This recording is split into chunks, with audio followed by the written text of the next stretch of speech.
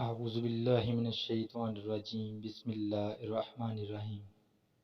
قبرستان کی بڑھیا۔ میں ٹیکسی ڈرائیور تھا۔ ایک دفعہ چند خواتین کو قبرستان پہنچانے کا اتفاق ہوا۔ وہ میری ٹیکسی پر سوار ہوئیں اور میں انہیں لے کر قبرستان کی طرف روانہ ہو گیا۔ خواتین کو قبرستان پہنچا کر واپس ہو رہا تھا کہ میری نظر ایک بڑھیا پر پڑی، جو قبرستان کے ایک کونے میں قبر کے پاس بیٹھی تھی۔ بڑھیا نابینا تھی۔ جس قبر کے پاس وہ بیٹھی تھی وہ اس کے بیٹے کی تھی۔ یہ کوئی مغرب کا وقت تھا۔ آفتاب غروب ہونے والا تھا۔ میں نے بڑھیا کو دیکھا تو وہ ضرور، مگر اس کی طرف کوئی خاص دھیان نہیں دیا۔ قبرستان سے میری ٹیکسی باہر آ گئی اور میں سواری کی تلاش میں سڑک پر گاڑی دوڑاتا رہا اور دور نکل گیا۔ نہ جانے میرے تصور میں اس نابینا بڑھیا کا چہرہ بار بار کیوں آ رہا تھا۔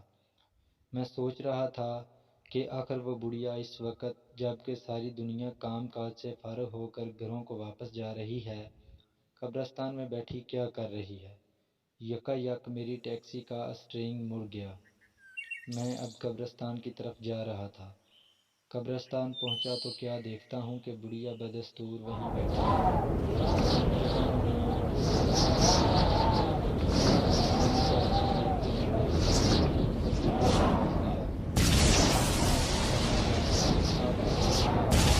بڑھیا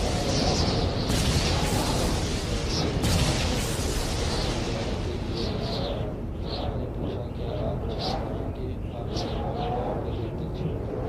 بڑھیا میری بات سن کر مسکرائی اور کہنے لگی، بیٹا، اللہ تجھے اس کا بہتر بدلہ عنایت فرمائے۔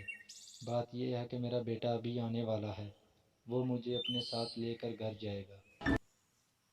جب مجھے یقین ہو گیا کہ بڑھیا کا بیٹا اسے گھر لے جانے کے لیے آنے والا ہے تو میں واپس چلا گیا۔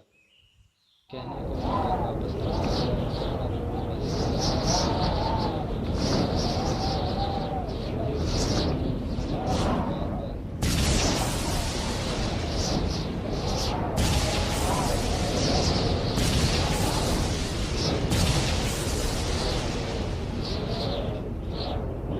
آخر وہ گھر کیوں نہیں پہنچا؟ مجھے دل ہی دل میں ملامت ہو رہی تھی۔ میرا دل دوڑ رہا تھا کہ بڑھیا کو کچھ نہ ہو جائے۔ اگلے روز وہی ہوا جس کا خدشہ تھا۔ صبح شہر میں چاروں طرف شور مچ گیا کہ قبرستان میں ایک لاش پڑی ہوئی ہے۔ رات کسی درندے نے ایک بوڑھی خاتون کو مار ڈالا ہے۔ میں ٹیکسی پر سوار ہوا اور قبرستان کی طرف گاڑی بھگا دی۔ وہاں پہنچ کر کیا دیکھتا ہوں کہ وہی بڑھیا زمین پر پڑی ہے، جس کے جسم کو ایک کالے کپڑے سے ڈھانپ دیا گیا ہے۔ دراصل رات کو جب بڑھیا کا بیٹا اسے گھر لے جانے کے لیے نہیں آیا تو وہ قبرستان میں ہی سو گئی۔ رات کو کوئی خونخوار جانور قبرستان آیا اور اس نے بڑھیا کو چیر پھاڑ کر مار ڈالا۔ بڑھیا کے بیٹے کے بارے میں معلوم ہوا کہ وہ اپنی بوڑھی اور نابینا ماں سے بیزار تھا۔ اس ظالم نے دوسرے بیٹے کی قبر کی زیارت کے بہانے ماں کو قبرستان لے جا کر چھوڑ دیا اور واپس لانا بھول گیا۔ بھول کیا گیا، جان بوجھ کر ماں کو لینے ہی نہیں گیا تاکہ اسے کوئی جانور مار ڈالے۔ چنانچہ رات کو ایک بھیڑیے نے بڑھیا کو چیر پھاڑ کر مار ڈالا۔ میں کفِ افسوس ملتے ہوئے قبرستان سے واپس گھر آ گیا اور اپنے آپ کو ملامت کرنے لگا کہ کاش میں نے گزشتہ رات ہی بڑھیا کو اس کے گھر پہنچا دیا ہوتا تو شاید یہ حادثہ رونما نہ ہوتا۔ پھر میں نے اس کے حق میں دعائیں کرنے لگا۔